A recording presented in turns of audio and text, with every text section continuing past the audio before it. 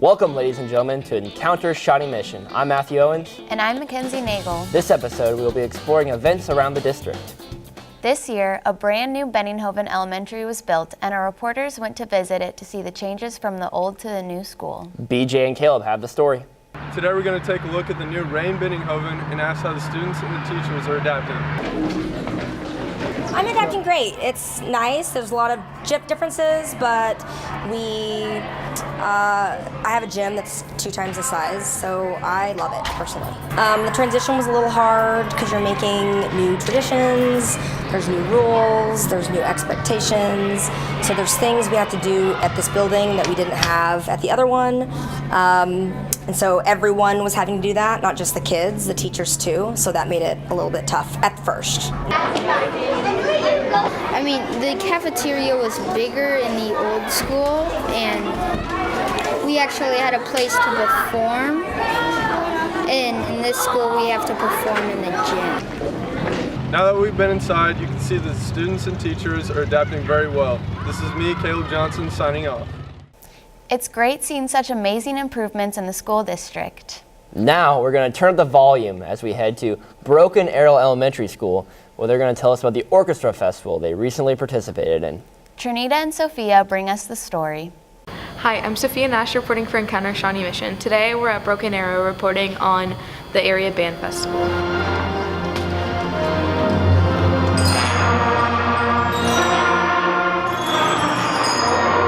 It's really fun to be with friends and have that connection.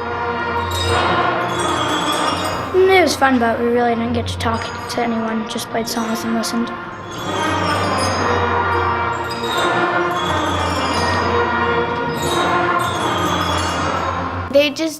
They offered band, and I was like, okay. We would like to ask all of the current and past Broken Arrow students to please stand up.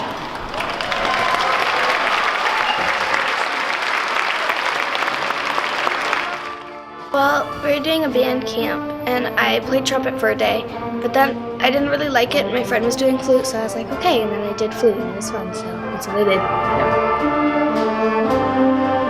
We've only had a few this year. We've had 3, I think, because we had one at the beginning, then we had a Christmas one, then we had the area festival.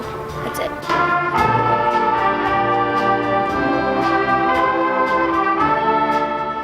This has been Sophia Nash and Trinita LaRue for Encounter Shawnee Mission.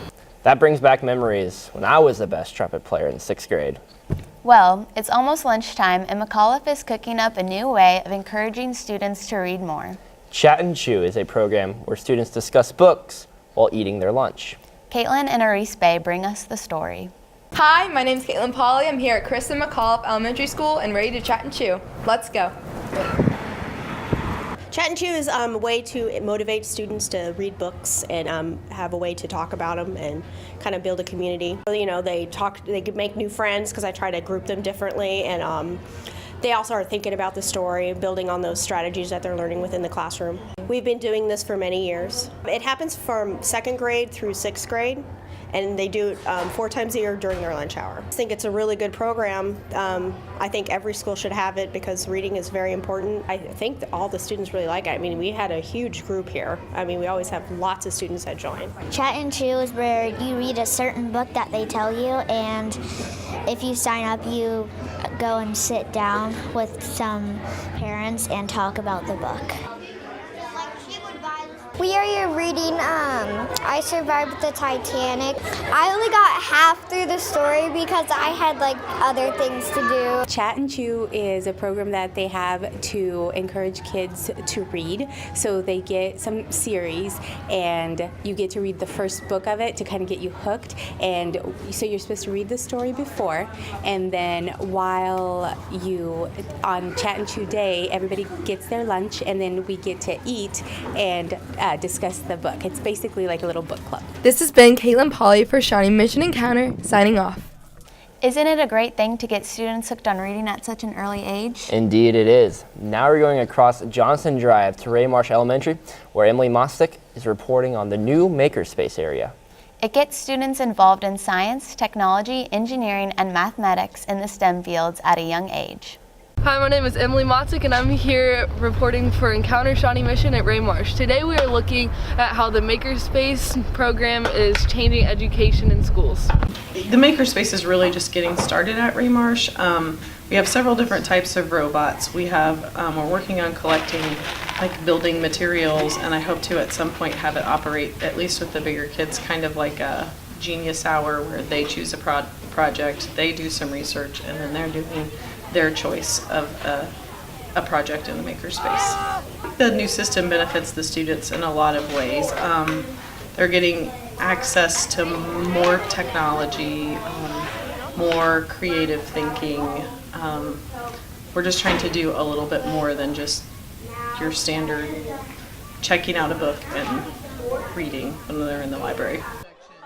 So our project is a bowling project, and we're trying to get 6 bowling pins and put it on a piece of paper and get a little robot to go and knock all 6 pins over in the least amount of time. The record so far is 12 seconds, so our team is trying to beat that right now. I think I would prefer working with other people just because other people have different ideas, and when something you do doesn't work, other people can always be like, hey, I think this might work when you don't have any more ideas.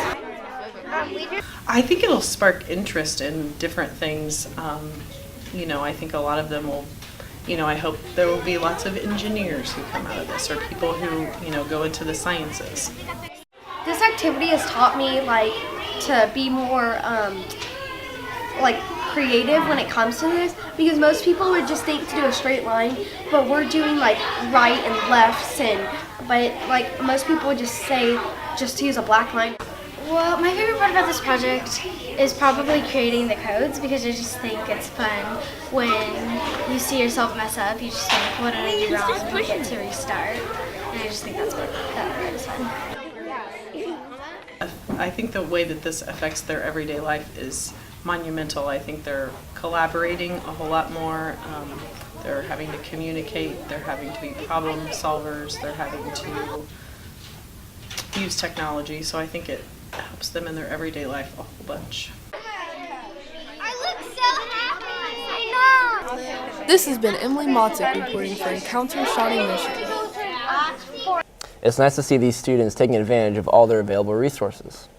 Lights, camera, action as we go to the Golden Globes Assembly celebrating excellence in state testing at Shawano Elementary. Maddie and Grace have the story.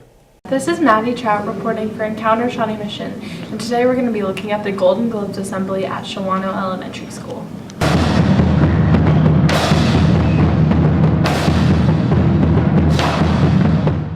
Our students take the MAP test 3 times a year, NWEA MAP, and we use that test to plan our instruction. And we want to make sure that it's a great test because it shows how much kids grow from fall to winter, winter to spring.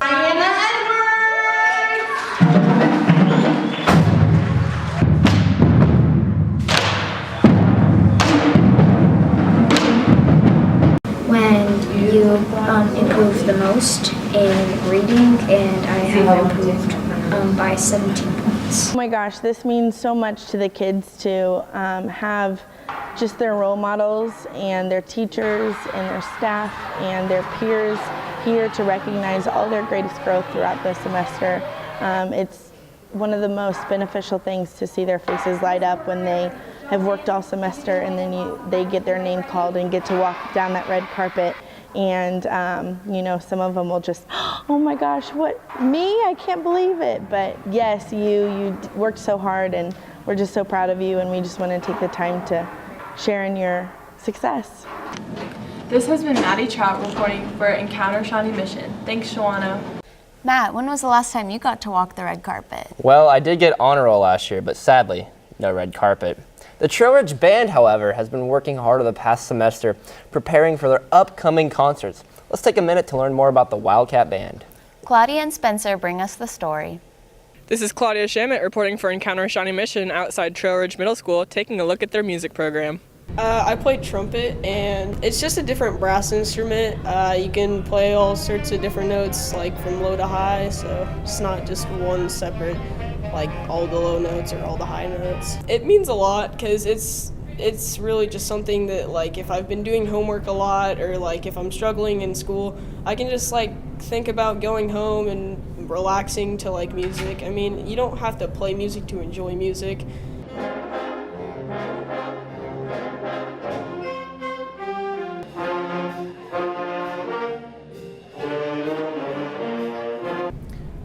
The most difficult part about band is memorizing stuff for marching band, so when I want to try out, it's going to be hard to memorize all the different songs. Some people might look at it and be like, oh wow, I'm not going to be able to do this.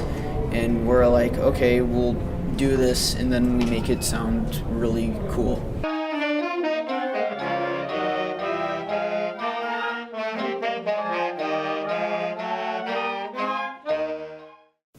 For Spencer Ingleby, I'm Claudia Shamit reporting for Encounter Shawnee Mission. My trumpet skills might have peaked in 6th grade, but how about that Wildcat Band? Northwest Spanish National Honor Society took part in a charity event to support communities in both Guatemala and Nicaragua. Let's take a look. Skylar and Lexi have the story. This is Skylar Ford and Lexi Bartkowski reporting for Encounter Shawnee Mission outside Shawnee Mission Northwest. We will be looking at Spanish National Honor Society's Pulseras sales for Nicaragua. Spanish National Honor Society decided to participate in the Pulsera project to give back to the community and to get a sense of what it might be like to live in a country where artisans are needing to make a living.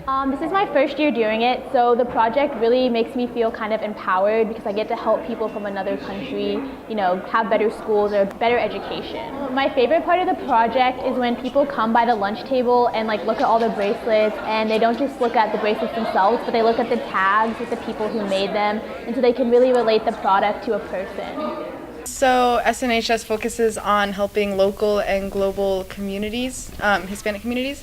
So this is really a way for us to connect with an actual working community in Nicaragua and Guatemala. So the money is going to the artisans in Guatemala and Nicaragua, and it also helps fund scholarships and help the community as a whole. So if artisans sold them in their own countries, they wouldn't make as much money off the pulseras. So selling them here not only helps the school and then the students in the school learn more about what's going on in Nicaragua and Guatemala, it also helps them have more opportunity to get more from their art.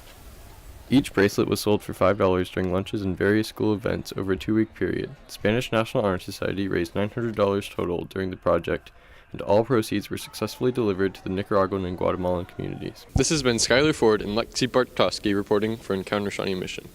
It's amazing to see students help out around the world. It's always good to see them helping in their communities. And that will do it for this episode of Encounter Shawnee Mission. Thank you for watching, ladies and gentlemen. I'm Matthew Owens. And I'm Mackenzie Nagel. And we'll see you when the sun hits dawn. Have a good rest of your day.